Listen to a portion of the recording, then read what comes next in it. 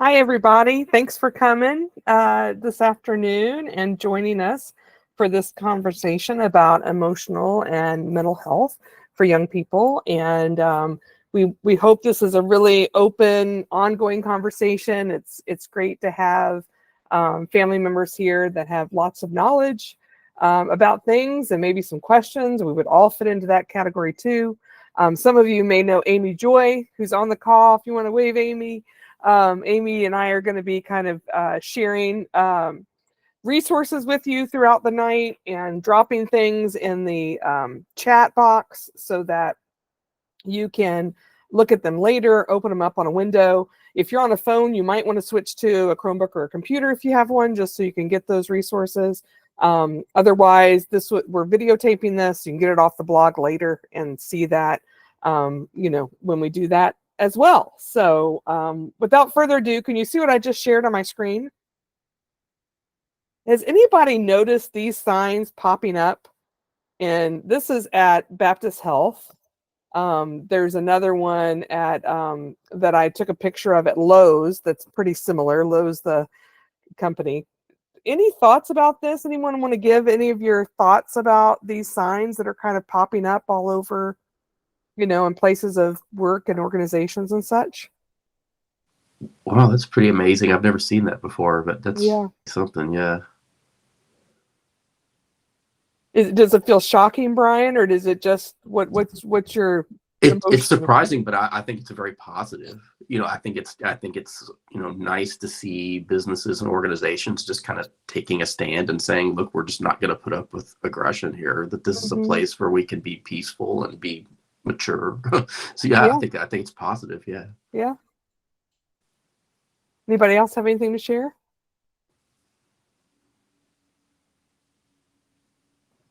I think it's also a sign of that they respect their employees and they value their employees, and they're not going to allow them to be treated poorly by others. That's long overdue. Yeah, that's right. I had never seen these signs before a couple of years ago. Why do you think they're just showing up now? Anyone have any thoughts on that?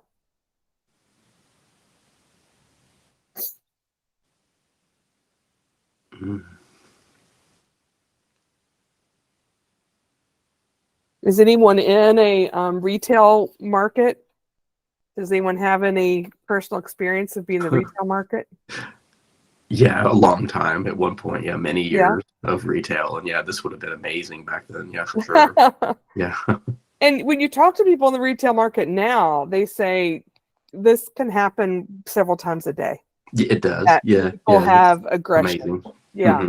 It's amazing. And when you talk to local authorities, they're getting called to places they never were called to before because people are just, their emotions are higher right now. And we could all go into the theories of all that and belief systems, and maybe we would all have some similar but some separate beliefs on that. But schools are not immune from that. We are also, Andrew, teacher, also, we're seeing this from very young children. We're seeing it from teens. We're seeing it from parents. And, it's not like any of them are bad people, bad humans. They're just going through stuff, right? For lots of different reasons. And so some of you might have noticed this in your own children or teens, and some of you might have noticed it from family members, or partners, spouses, and such. And a lot of us are here to talk about how do we help our children and teens that might be going through some what Community Montessori calls emotional dysregulation. And some of you may have heard that term. And, where, always we've had young people and adults that struggle with emotional dysregulation. But there's more. There's more in our community, and in our school and other schools. I was talking to some children, some teachers that work in early education, and I said, are you seeing more penises? Because there's this whole conversation with early education crowd about there's just more penises being shown. And why is that? Someone say something, sorry. No, I said, good Lord. Wow. Okay. It's mostly very young children, but it's just, it's emotional dysregulation. They're a little bit dysregulated. And sometimes that leads to mental health challenges, and sometimes it's created from mental health challenges, as well as trauma, that can also be a part of that mental health umbrella, that can also lead to emotional dysregulation. So throughout the evening, we hope that when you think of a question, as it relates to a topic we're talking about or otherwise, that you just unmute and share it, or write it in the chat if you feel more comfortable with that. This is being taped, so I'd encourage you to not put any kind of information in there that could lead back to your own child. So you can say my cousin is supporting this or whatever, just to try to hold all young people with reverence in this conversation too. Does anyone have anything right now that's been kind of stirring for you that you might want to start with?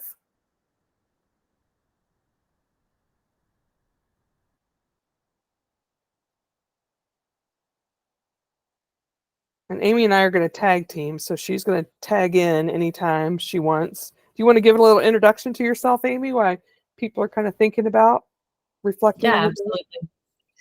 Hi, my name is Amy, and I work in the teens program in Cyprus, and I am also the Courage coordinator. So I help coordinate mental health services or other courageous conversations, mostly for the teens, but for anybody at Community Montessori. We currently partner with Centerstone, and we have a therapist that meets with kids virtually during the school day to help support mental health services and access to services through our school. And I also am an advisor for a club in the teens program called Bring Change to Mind, which is a national organization that is teen-led, that focuses on ending the stigma around mental illness and bringing conversations around mental health to the forefront. And it is not a therapy group. It is not a connection to mental health services, but we do try to incorporate the resources that we have in our community or from our school to make sure that people have that information through our club also.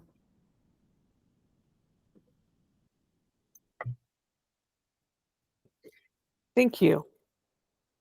I will tell you that, for me, and I'll kind of start with what I think are some bigger topics. And again, these may or may not be relevant to each person on the call. So if you have things that you really want us to focus on, we can switch things around for sure. But there's a lot of conversation right now about the word neurodivergent. Does anyone want to share what that means? What you understand it to mean? Or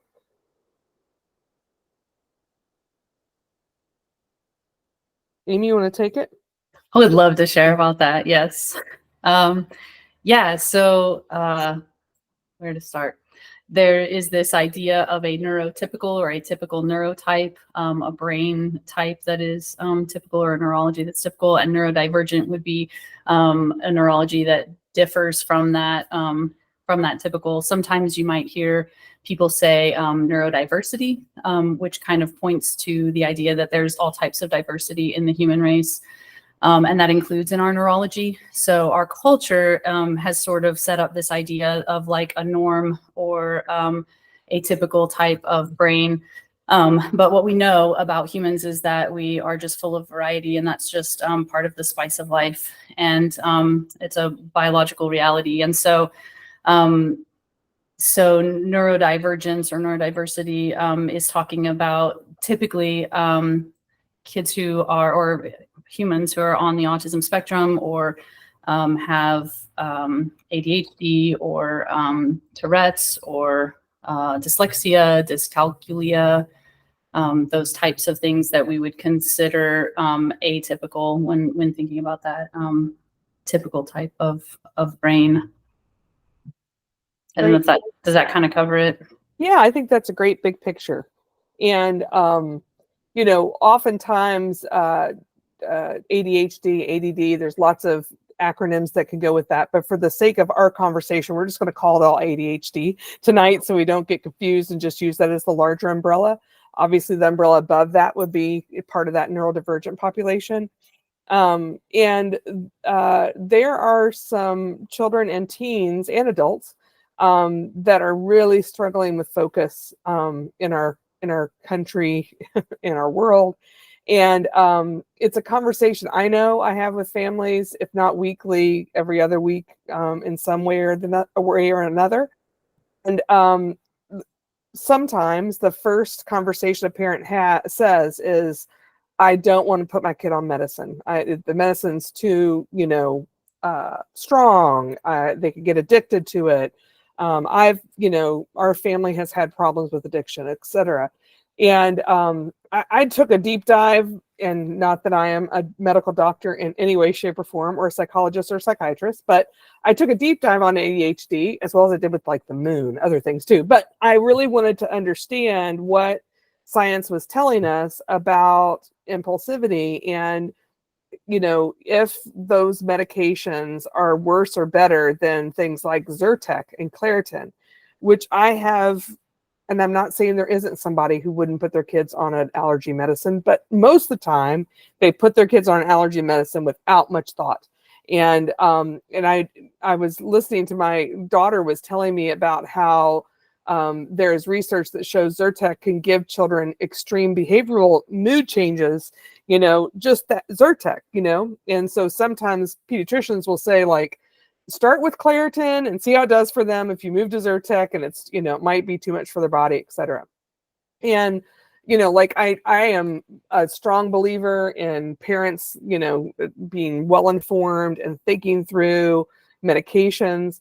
And through some research that I read, I learned a lot about what they termed as organic ADHD, and others, which is like ADHD based on trauma, or situational ADHD.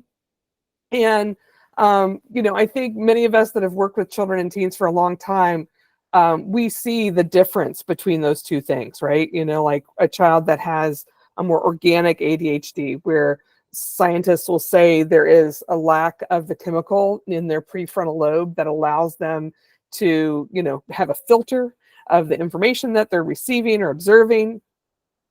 And so, it is so hard to get them to try strategies or tools, because it is, it's almost impossible for them to have any filter to do that. And then there's other children, like, we'll work with them on strategies and tools, and we can see that they can adjust and change to that. And so oftentimes those kids with, this concept of organic ADHD are the ones that are found to be more likely on medication. And a topic that often comes up with families, and some people, it's telling me I can't share my screen. Let me try that again. That they often get confused about is gene testing for medications. It's not just for ADHD. Who's heard of this site? If you just want to wave or thumbs up or attitude, it's actually a part of WebMD. So, we are not a part of WebMD or anything, and I don't know all of the connections with that WebMD, but this website does seem to have a lot of neutral resources for families and individuals that have been identified as neurodivergent with ADHD.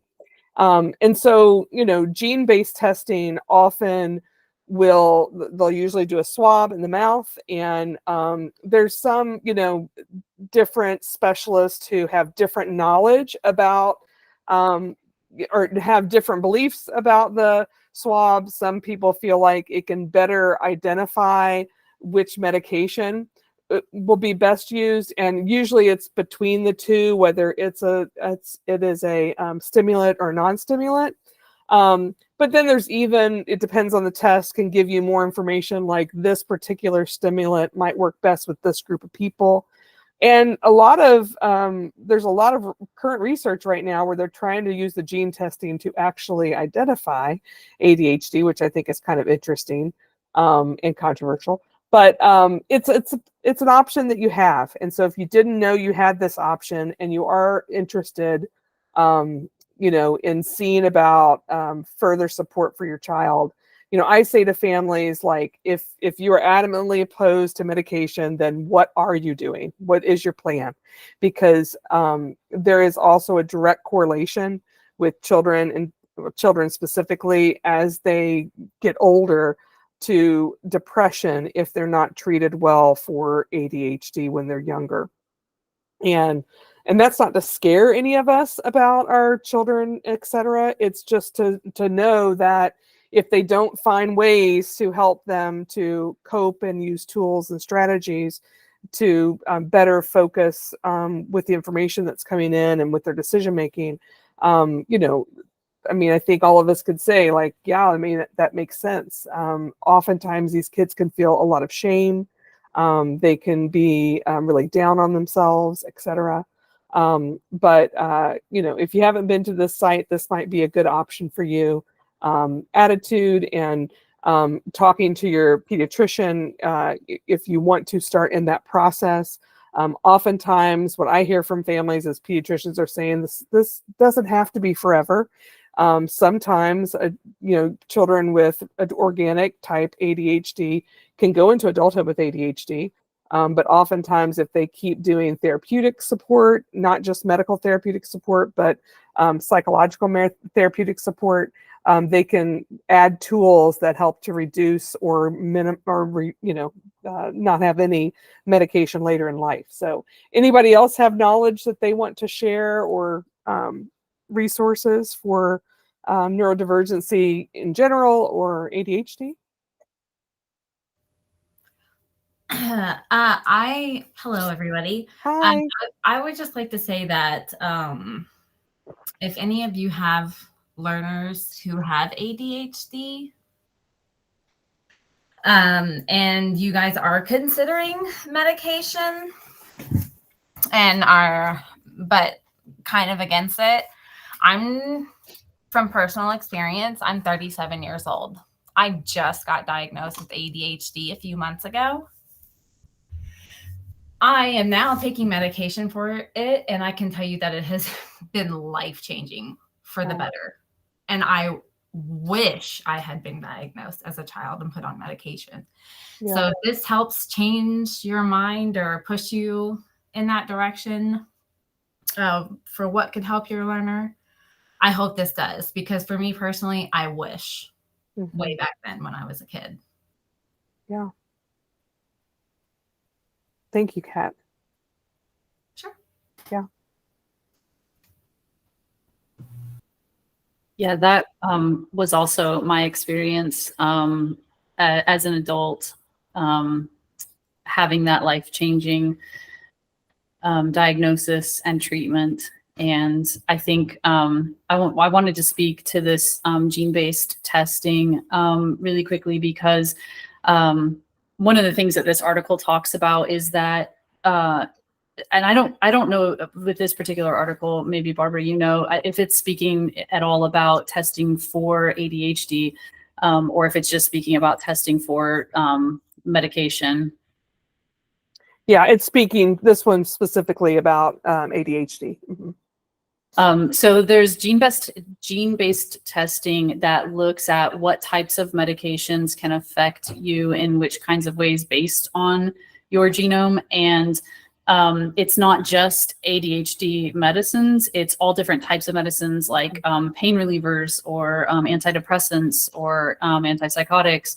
And it, I think, can be really beneficial to most people for most reasons, because human bodies are so varied and we can have different experiences or reactions, even with like anesthesia, or like I said, with painkillers. There are some kinds that work for some people and some kinds that are dangerous for some people.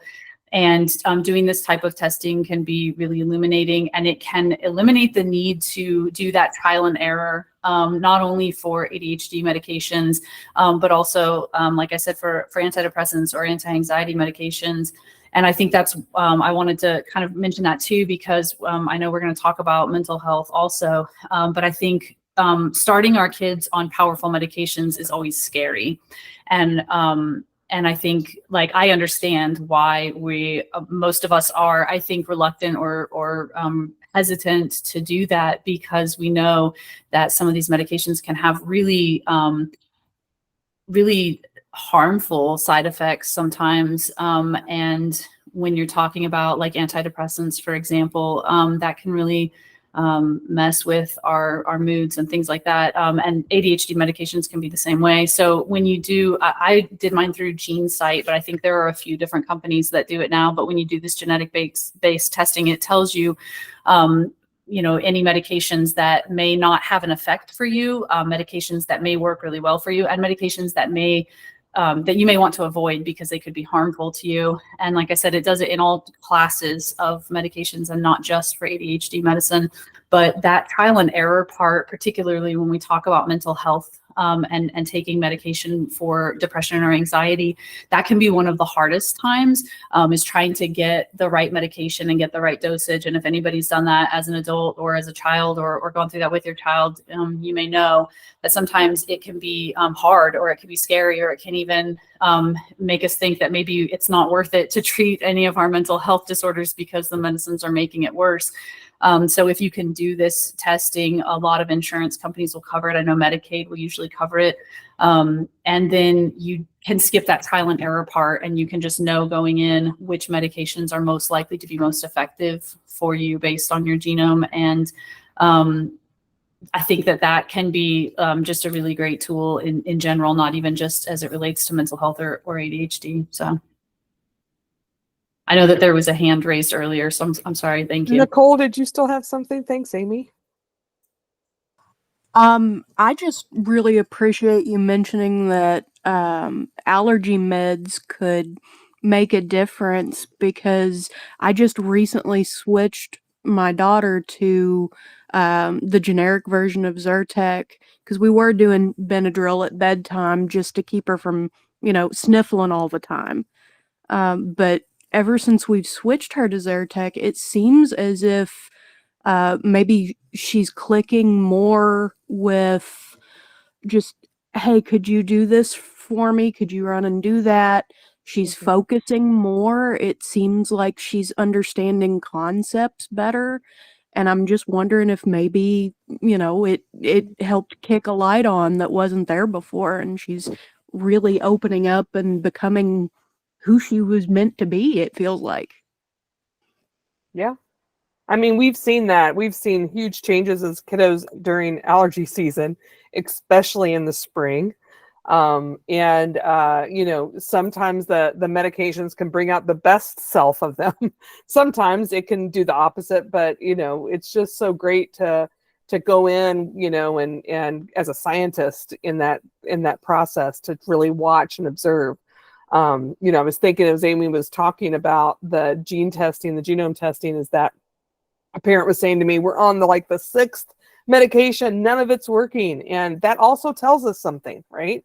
As a scientist, we're learning, well, is it not working because are we giving it at different times of the day? Are we missing anything? Is there something else going on with this young person that doesn't have to do with that? I remember learning from this psychiatrist, this has been years ago, I'm not sure if the information is completely current again, but they said that sometimes kids that were born addicted to substances, who might, I know the names change a lot, like FACE or FASE, fetal alcohol syndrome. I know there's different wording for that, but it's not clear to me right now, that they can't use usually standard ADHD medicine because their biology is different. And so, there's just always more things to learn. And just because something doesn't work, use it as information either way, or it's not as effective. That there could still be more information to learn from that. And I think Amy and I were talking about, other things that can affect behaviors too, is someone that might be transitioning.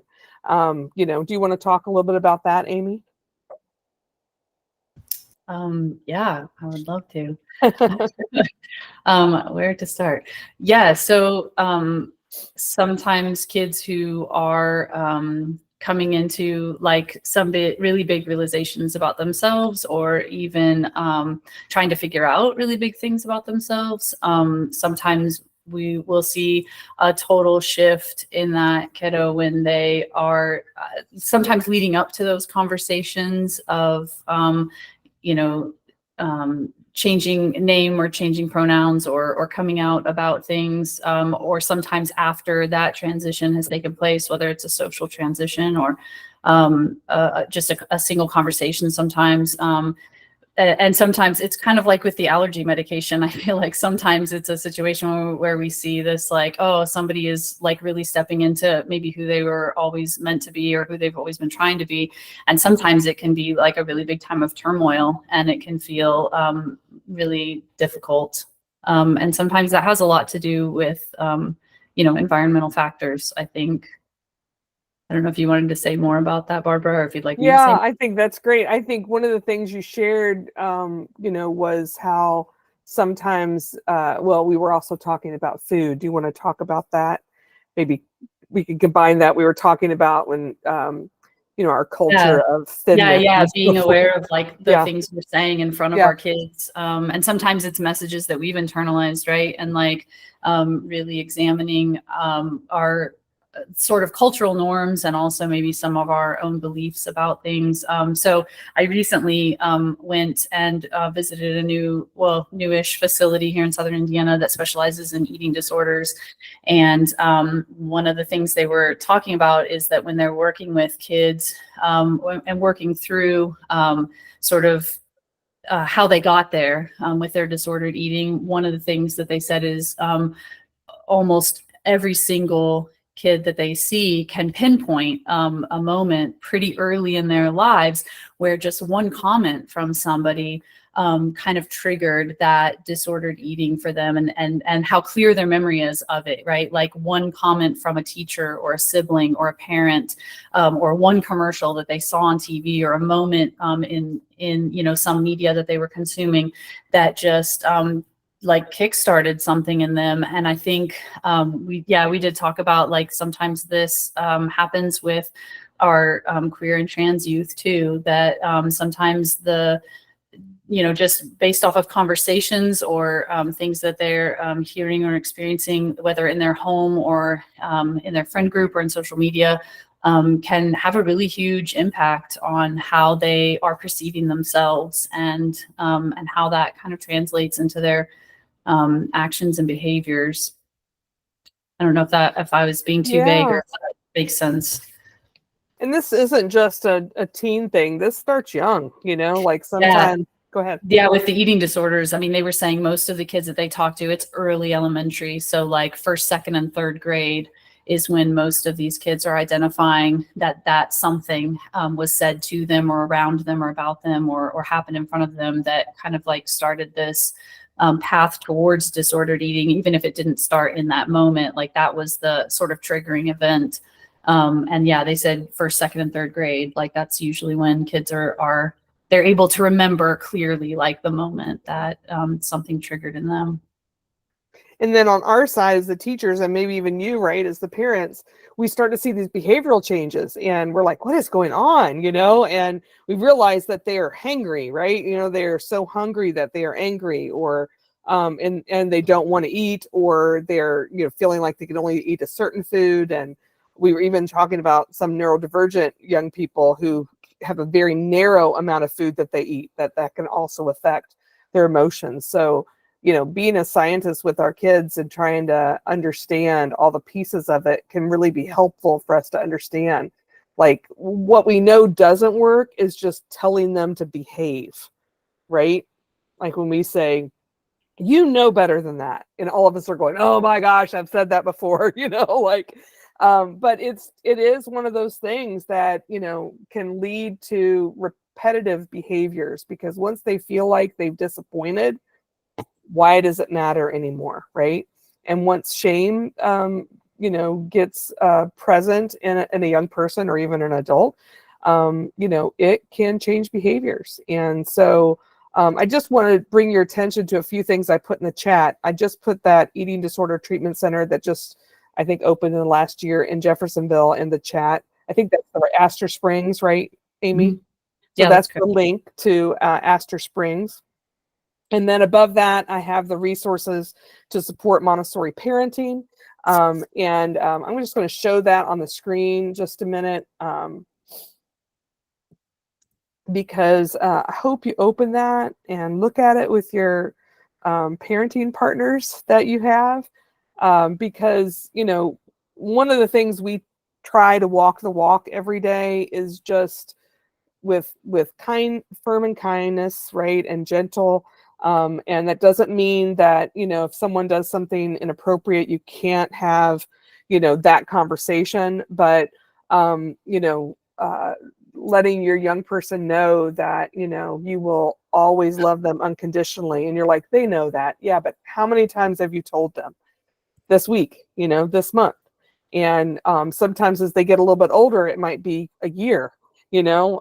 So really making sure that they know there's nothing that they can do that will stop that love, and no choice they make that will affect that, and that you'll always love them and be there for them and be in their corner and support and work with them, whatever happens. And so these are just a lot of different books that help to do these kind of things in different ways. So I just really encourage you to, you know, look at these resources. Thinking about, like, I love this book by Donna Gertz, Children Who Are Not Yet Peaceful. I just think it's such a beautiful phrase, right? You know, it just helps to remind us that, you know, everyone can be on a journey to more peaceful actions, but it takes a minute. And when we meaning any of the staff here at Community Montessori, call you up and say, okay, this thing happened, we are also saying to you, please don't punish them at home for this thing that happened at school. Because if you punish them at home, in most cases, the behaviors will continue to increase at school, because they get more stress. Their anxiety goes up. They feel like they're going to get in trouble or get everything taken away. You know, and helping them to figure out how to balance, you know, whatever their, you know, focus is on. If they do a lot of screens or gaming, or they don't want to come out of their room, or whatever the thing is that might be becoming isolating for them as either a young person or a teen, helping them to find a better balance with that. Neurodivergent populations with ADHD who spend hours and hours a day doing screens is actually the opposite of what they need. They need to have people in their, you know, that are giving them facial expressions, and that they're working through, like working as a cashier, you know, volunteering at a pet shop or an animal shelter. Like when they see those actual things and get that kind of feedback from people, not just peers, it could be life-changing for them. But that's not what happens with digital world, right?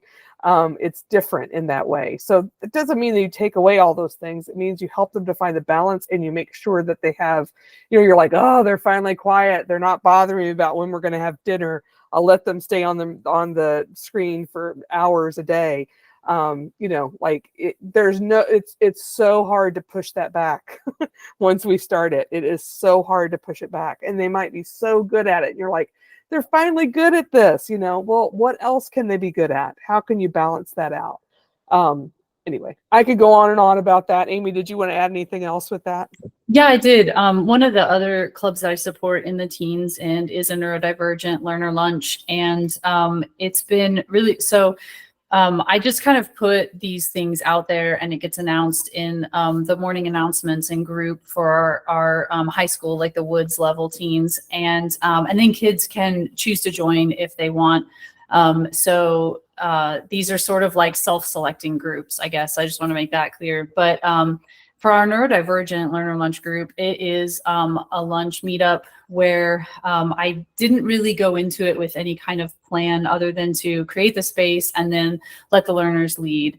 And at first, it was a lot of they just wanted to sit and visit with each other. And sometimes they were kids who were already friends, and sometimes they were not.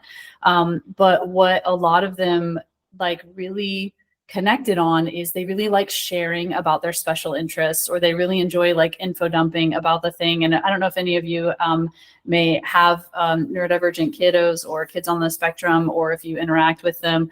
Oftentimes they will talk a lot about the things that they are currently interested in that moment. And sometimes humans are just like that, right? And kids are like that, and that's what we do.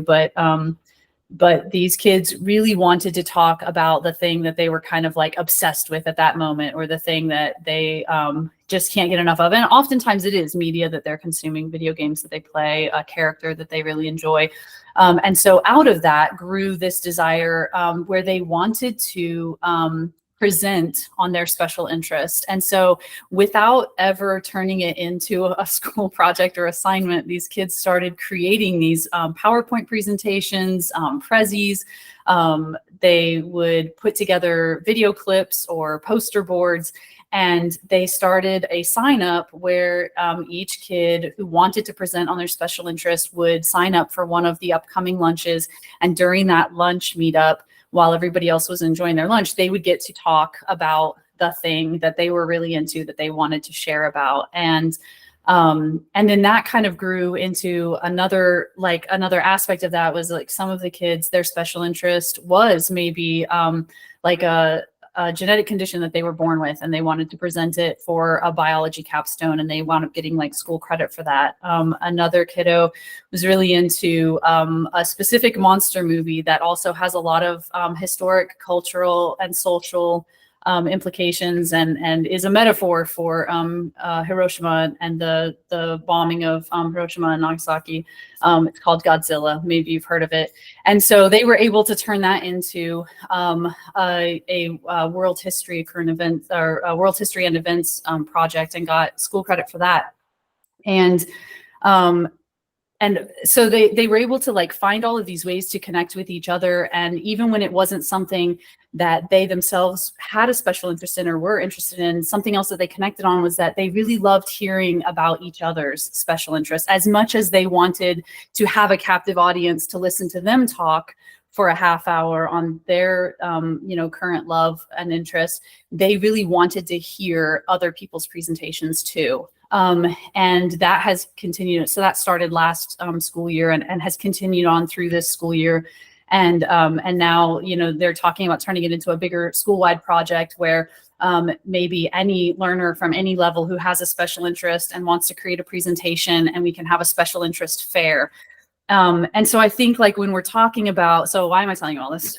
When we're talking about kiddos with that are on the spectrum or have ADHD or neurodivergent in some way, shape, or form, and that need for social interaction, sometimes that social interaction is coming through digital means, and there are ways to support that. But getting kids to have opportunities to interact and engage with other neurodivergent kids. I think that's the really hard thing, right? For a really long time, we were doing things like ABA and making eye contact, which is applied behavioral.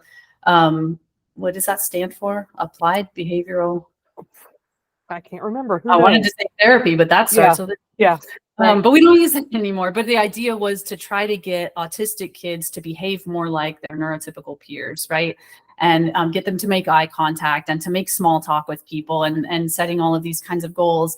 And I think recently we've started as a culture to understand a little bit better that like sometimes we want to meet people where they are and not like try to turn them into somebody else. And that's something that a lot of like neurodivergent kids have in common, is that sometimes being around their neurotypical peers isn't comfortable, and they don't know how to interact or relate to them, but they can relate really well to each other. And so finding opportunities for them to be involved with other people who are interested in the things that they're interested in is sometimes really helpful. So like if there's like a Lego meetup and they're really into that, or if there's a reading group at the library. I don't know if any of you have heard of Warrior Cats, but sometimes that's a really popular series. And when they can get together with their peers to discuss things that they are interested in, or to hear other people talk about the things that they're interested in, those can be really great ways to let them like socialize in ways that are comfortable for them also. Yeah. So I wanted to say that. Thank you. Lori. Yeah, I just want to say how much I appreciate that Lunch and Learn and that program. I think that's absolutely amazing. And my learner's actually sitting here with me, and I was telling him about that as you were describing it, because he's on the spectrum and he has his special interest, and God love his teachers, because they sometimes have a hard time getting him away from the special interest, but it's his thing, and he works on these projects at home, and he'll share them with us at home. And there are certain things that, like, he doesn't, get to take into the studio and share, because he's got other projects that he's doing. But I think that that's amazing socially. I think it's amazing to allow those kids to have the freedom to share what they love, and also to learn from their peers about things that maybe they're not necessarily interested in, but they could possibly be, but that other people love. So I just want to say how much I appreciate that the school does that for those kids. I think that's amazing. I think that should be everywhere, and I just want to put that out there and say thank you. That's awesome. Thanks for everything you guys do, because that's not something you see everywhere, and it should be. So Yeah. Absolutely. Thank you. And he's looking forward to participating when he gets in the teams, by the way. Great. Great. And some of you on the call might be saying, like, well, my child's not neurodivergent and they don't have ADHD, but they will not do what I ask them to do. They will not follow through with the things that I ask them to do. And I have this conversation a lot. I wrote down some questions I thought that might be popular questions that the group might be interested in. One of them was, why is bedtime a fight every night? And I think I'm a big proponent. When our kids were younger, Glenn and my children now are 31 and 27, 28, I guess. Gosh, is that true? Wow. And but when they were younger and they were here at the school, we would have family meetings and we would talk about like what each of our needs were. And I am just such a big proponent of that. If you leave with something today, leave with like telling your child often how much you love them and love them unconditionally, and that you value their voice as a member of the family, right? And so when you have these conversations together, this isn't like I'm coming in and bringing my list and you all are going to listen and do it. This is all of us are coming in and bringing the things that we want our family to focus on. Maybe that's a trip to Disney or to, go to the science center.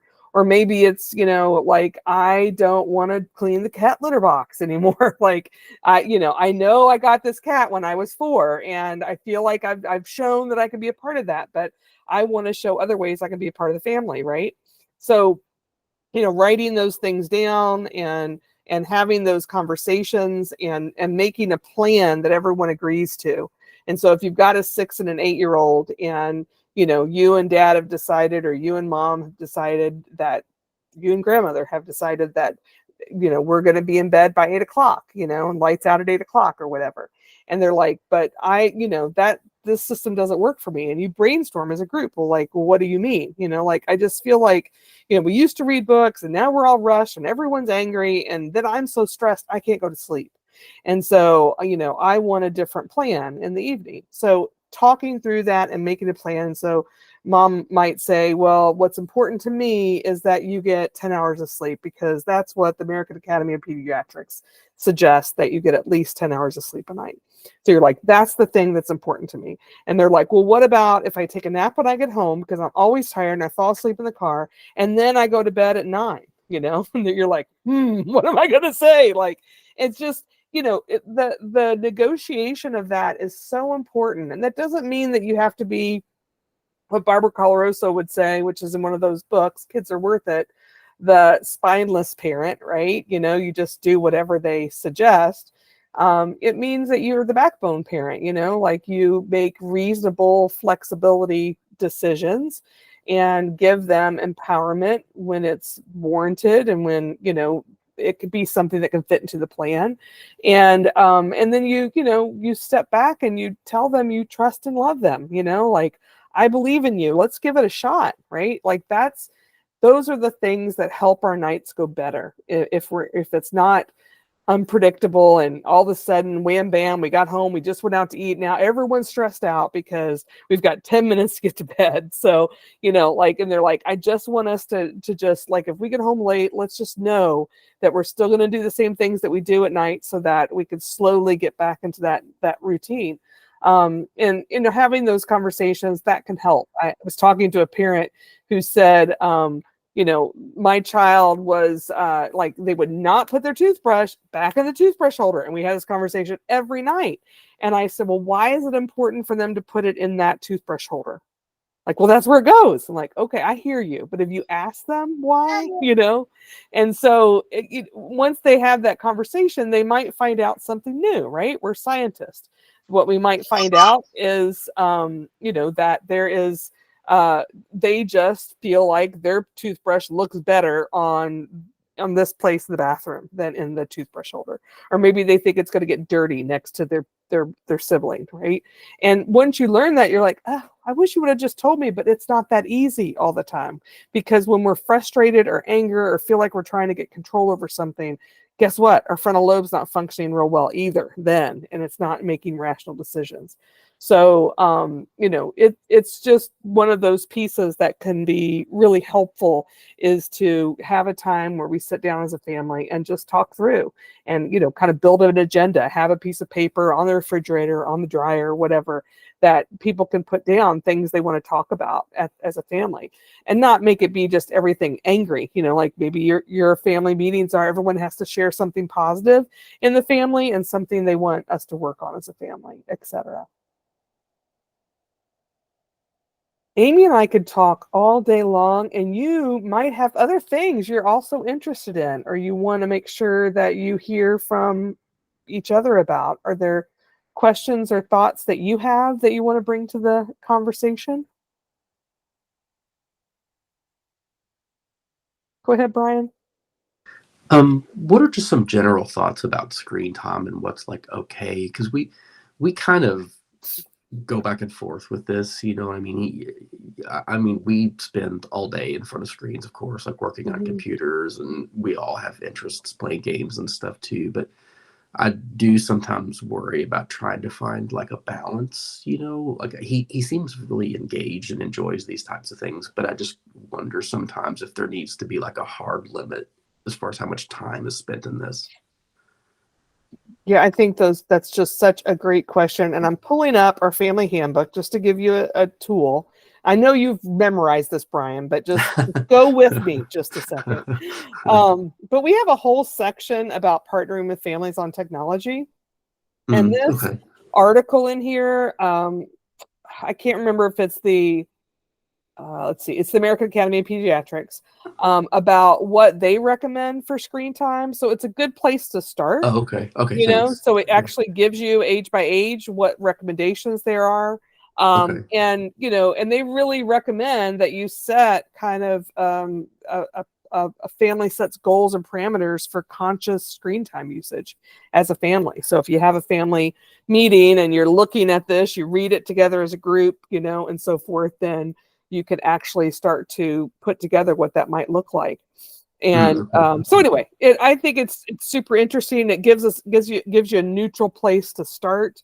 I hope Prerna is going to talk about the Gab phone, but we'll see what she wants to talk about. Go ahead, Prerna. I put her right on the spot. Go ahead. I'm not advertising. Prove me wrong. I'm not advertising the Gap phone today, but the link for the AAP article also has a very good resource, like a questionnaire for you to develop a media plan for your family that includes the steps that you can do as an adult and what you can, like, create a plan together as a family, just not you're a child, this is what you should limit to, I'm an adult, I will have more access, things like that. Thank you. You won't say anything about the Gab phone? You just say what it is? Well, Gab is a phone service designed for teens that allows them to stay in touch with family members and friends through text and calling, but at the same time does not give them access to browser, internet, all the other apps like Instagram, Snapchat, Facebook. It also will flag any inappropriate text messages your child gets. And it has its own GPS tracking system. So it'll tell you where your child is at any time. There. Thanks, Brina. It's just another resource for if you don't want to give your child a smartphone and you're like, but that's what our plan was. When they turned 10, we were going to give them a smartphone. It's another option. There's a lot of research that says to wait till they're 16 to give them a smartphone. And some schools are, I'm sorry, I just sneezed and I can't get my throat to work back up. But some schools are even doing commitments, like all the parent body is saying we're not getting our child a smart screen, like when their child's like 6. So they make that plan then, and then they could just tell their kids, remember, we made this commitment. And so it's like, this other point is the problem. It's not me. It's not me.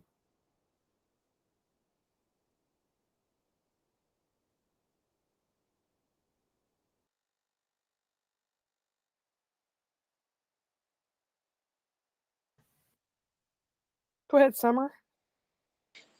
I have a question. I joined a little late. Did Ellie give him those? He asked her. I thought it was at 6, sorry, and I couldn't find my phone. But my toddler, I have a toddler, he's younger, he's 3, and he struggles with like paying attention to like directed activities, and he gets frustrated and will run off. But he does better when he has like I'd say like an adult next to him, whereas all the other kids are just like doing what they're supposed to. And I don't know how that would play into this. Like I don't know if that has anything to do with it, like what this topic's about. Yeah, that's why I wanted to attend. No, I think that those are great. Yeah. So we talked some earlier about focus and attention and about neurodivergency and how do we figure out what the reason is for a lack of focus or concentration.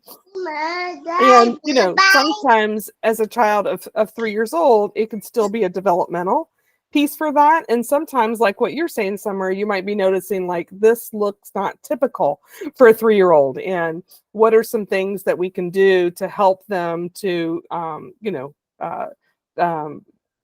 slow down their processing speed and use a filter before they make an action towards somebody else? Is that kind of what you're asking?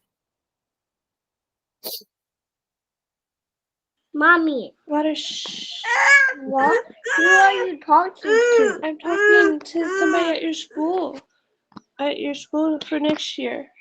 Can you repeat the very last 2 sentences? Yeah, I was just saying that it seems like you're kind of noticing that maybe this is outside of what's typical for a 3-year-old, and you're wondering what resources and support you can do to help them to better manage their filters and their decisions for actions, etc. Mommy, Go outside with me. no, I Yeah, go want see her. Mommy, I want you. Okay, stay here. Yeah, so I did a questionnaire, see if maybe he had like ADHD, but his current teacher at Head Start, her response was different than my response. So they're thinking he's like defiant to me. But like at T-ball, he goes to T-ball and it's not like they don't keep score or anything, it's just for fun. And they he acts like that at T-ball, and I don't understand how to get him to want to engage. Mm-hmm. Yeah, one suggestion I have, and I don't know, Summer, if you're on a phone or if you're on a screen, a laptop or something, but this is a resource I'm putting in the chat. Her name's Janet Lansbury, and Janet is a really big proponent of the RIE philosophy. Your child's towards the end of that. I mean, obviously there's lots of Montessori components for that, but it's really a great process for, we shared earlier some resources for like Montessori parenting books.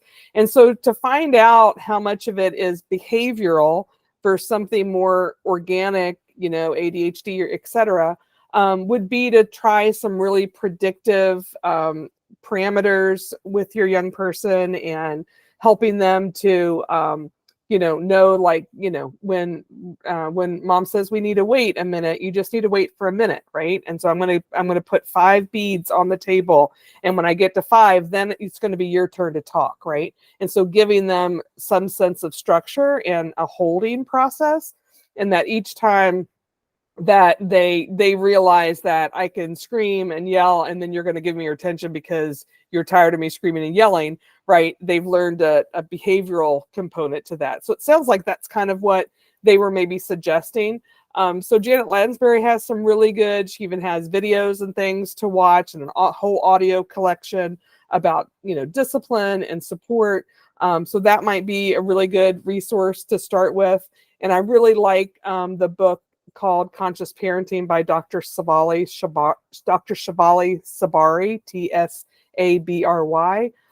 And she is on this book list, and I'll put it again in the chat, that could be really helpful for some options. Does that sound like a good place to start?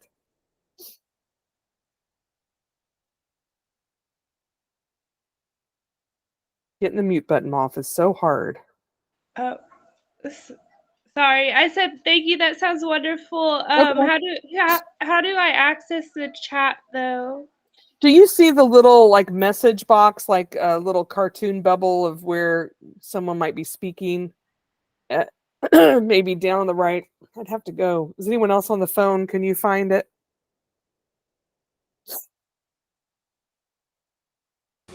I have Summer's email ID, Barbara. I can email it to her later. Okay. She's going to email it to you.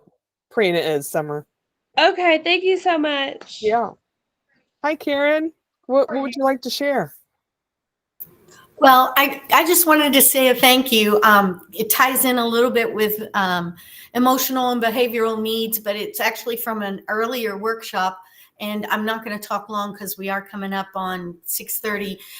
But I just wanted to say something that you suggested that was so helpful. And I don't know if this would be helpful to other parents to hear, but I was talking, or I brought up a question about a specific battle at bedtime about brushing teeth, and that it was just, I'm a grandparent, so I don't have this child all the time. And so I don't bear the full responsibility for her dental health, but it was something that the other kids would do and that she would just refuse. Anyway, you made the suggestion, and I just said to her, she's 10. I think you're old enough now to make decisions about your health, your physical health in general, your dental health. And so I think you're ready to make the decision whether you want to have good dental hygiene or not. But the rest of us are going to go brush our teeth. Within a minute, she got up and went to brush her teeth. And so now when it's bedtime, I don't say to her specifically, I'll just say, okay, it's time to brush our teeth. And then I let her decide if she's going to brush her teeth or not. And it had become a power struggle, and just recognizing and giving her the autonomy and the recognizing her maturity to make that decision, on her own. It was so beautiful to see. And not everything we do works that quickly or immediately, and I'm sure there's nights she doesn't, and she won't for me sometime. But it was just such a different approach of just letting go, and also speaking into her maturity level and what she's capable of deciding. So at the same time that I relinquished the authority and the power struggle, I also spoke into her capabilities and recognized her maturity level in that. Thank you so much for sharing that. Yeah, and Good for you. it's not going to be perfect. As an adult, there's nights I don't want to brush my teeth, and I confess I've gone to bed without brushing my teeth. So we're never going to get there perfectly. But anyway, I wanted to thank you, and I thought thank you. Good.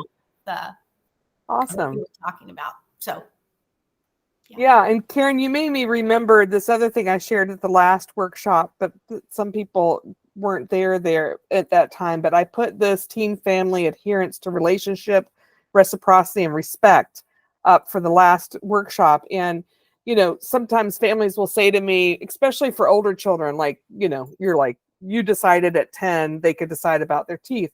Some parents will be like, well, they're 18. What am I supposed to do? Like, well, are they financially independent? Like if early on when that child is younger, 11 or 12, you're like, you're now a teen, you're a teen number. Teen numbers start at 10 and up, right? So we want to work with you, their parental resources to make sure that we're all in agreement with certain things. So like in this one, the parent and guardian, you can tell us anything and we will always love you and work each day to not show you judgment or disappointment. And in kind of collaboration with that, the teen says, I know that you love me unconditionally and that I should work each day to share my deepest thoughts and shortcomings. Like it's okay to share that. We agree to listen and give you space when needed. And the teen says, I agree to practice active listening and ask for space when needed.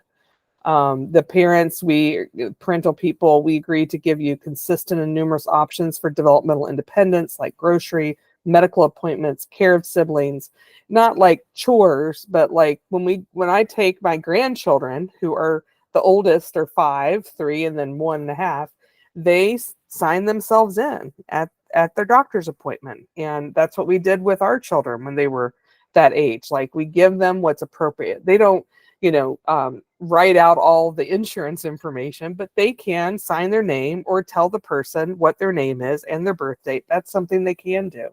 So anyway, this goes on with different things, and there could even be a place where you and the teen can sign it.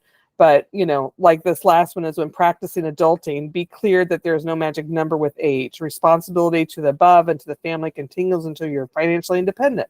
And the teen, understands that when I turn 18, there are no changes in the plan until I graduate from high school and I'm financially independent and living solely on my own. So when we talk about these things early on, like if you give them a mobile phone or give them a car, that, there is a reciprocity that goes with that. And that helps us to be in partnership together. So I could talk all day. Other questions from the group as we kind of start to narrow down our time together?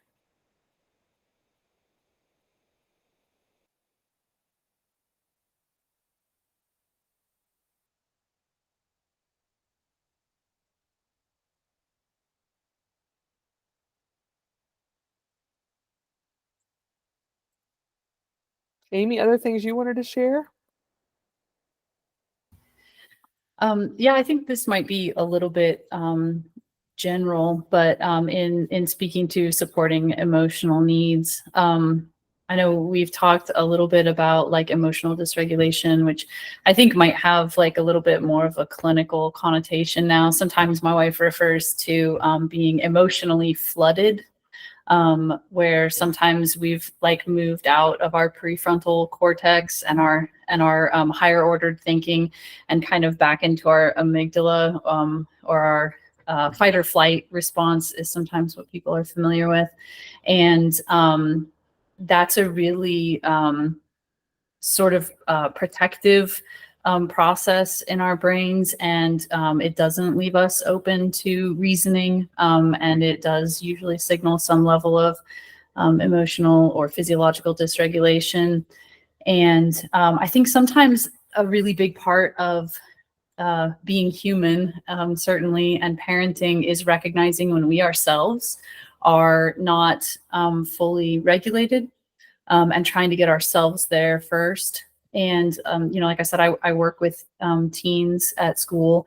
I think sometimes it's a lot easier with younger children to see, when somebody is either hungry or tired or, had something else going on. And we might refer to it as like a tantrum or something like that, but we can see like, oh, this is a kid who isn't in a space to reason with, right? Or to have a well-regulated conversation. We need to like address their emotional needs first. And you know, some ways that we usually do that are to comfort them or to try to figure out like what is upsetting them, and sometimes validating their feelings, and trying to get them re-regulated before we try to have a conversation about what next steps are or how they could have responded differently.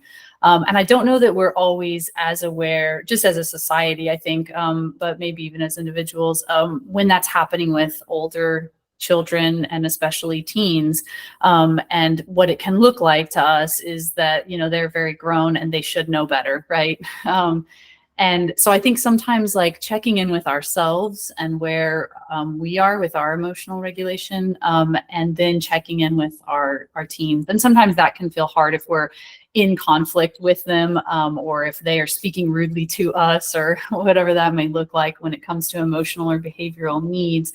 But I think that's a really important thing to remember, to check in with ourselves and our level of regulation, and then to check in with our teens, almost the same way we would with a toddler, you know, without any kind of sarcasm or condescension, but just to like acknowledge like, whoa, it looks like you're having really big feelings about this, or you seem really upset, or I can hear that you're really angry, you know, just like taking a moment to acknowledge their needs in a really genuine way, or their feelings rather, in a really genuine way.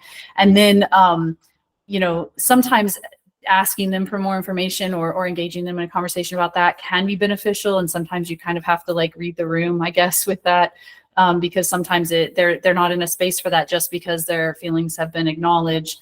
And then, you know, trying to look at like where their underlying needs might be. And again, you know, trying to do that with real vulnerability and sincerity with teenagers, especially, can be a little bit more of a challenge because sometimes their guard is up and sometimes they do exist in a world of like sarcasm and deflection, and that's part of, you know, their friend groups, and it's part of their humor, and it's part of where they are developmentally. But trying to make real connection with them, acknowledging their feelings, looking for their underlying needs, and helping them to re-regulate, because the same way that we would with a toddler, right? If they are having a hard time, we want to help them through that, and we want to help them re-regulate their nervous system. And teenagers and older kids need that as well. And so sometimes when we're seeing emotional and behavioral acting out, I guess, or struggles, it can kind of like trigger something in us, and we can get upset at what we're seeing. And so checking in and re-regulating ourselves, and then checking in with our kids and just seeing like, you know, like I said, like acknowledging like, wow, you're having, you know, a really hard time with this. Are you feeling frustrated? Are you feeling angry? And helping them, and then kind of getting at like, what is the underlying need? What is the struggle? And recognizing that you're not going to be able to have those rational conversations with them until they're a little bit more re-regulated. And so giving them that little bit of comfort and space before you get into that, trying to problem solve with them can be huge. And so also like a couple of little things that have impacted my interactions with my own kids and also with the teens that I work with, when kids are coming to me because they want to talk about something they're upset about, and I can see that they are really upset. You know, sometimes I will, you know, sometimes I can just sit and listen for a while, and sometimes I'll ask them like, do you just need to vent right now? Are you wanting to problem solve? Because sometimes they do just want to vent. They just want to get it out. They just want to talk about what they're feeling or what happened to them, and they want to feel heard or seen, or validated. And sometimes once they get through that process, they also want to problem solve, or they want to get a new perspective on it or something. But oftentimes I think when we see that our kids are upset, we want to jump into problem solving mode with them. We want to help them fix it, or we want to help them to see another way to look at this, or a way out of it, or a way through it. But sometimes that doesn't feel as validating, even though we are trying to be helpful. Sometimes they're really just wanting us to listen. And sometimes they're wanting us to say, that does sound hard. Or, yeah, that was a crappy thing that happened, or, you know, so something along those lines of just like relating to them, and helping them feel seen. And so asking them that question sometimes, you know, what are you needing right now? Or are you just wanting to vent about this? Or do you want me to help you problem solve? Or are you wanting my feedback before we like just kind of start offering? So that's one thing that I have found to be really helpful, on top of, like I said, checking in with myself and where I am emotionally before I engage. Yeah, and there's a lot of need. Families are having food insecurity and financial insecurity, and like checking in with ourselves is a really good place to start because there's a lot of things happening. Sometimes and I'll just share this last resource with you. We ask families if we can refer them. There's also a self-referral process for the community partners program. It's through Ireland Home-Based Services, and I just put the resource in the chat as well. But it really wants to give families resources and support. Sometimes families become so overwhelmed with housing or with therapeutic support for their young person or behavioral support. And these are not therapists, but they're social workers that come into the house, and they can help coach some, they can give you resources, they can help you be a third party in the home to try to work on some needs like getting your child to school, etc. So that checking in with yourself and how you're doing might also be asking for support, and that is 100% okay to do, and it is not a sign of weakness. And getting mental health or social work support is a sign of strength and courage, honestly. So know that as you leave today. And I appreciate each of you taking the time to be with us today. Amy and I will stick on for another couple minutes. If you have anything else to share, we could talk all day. I'm serious, we really could, about these topics. So and we do. Anyway, thank you again for being here, and please feel free to reach out anytime, and we'll be on for a few more minutes. Thanks, everyone. Thank you, everybody. Thanks. Thank you. Thank you. Thank you. Thank you.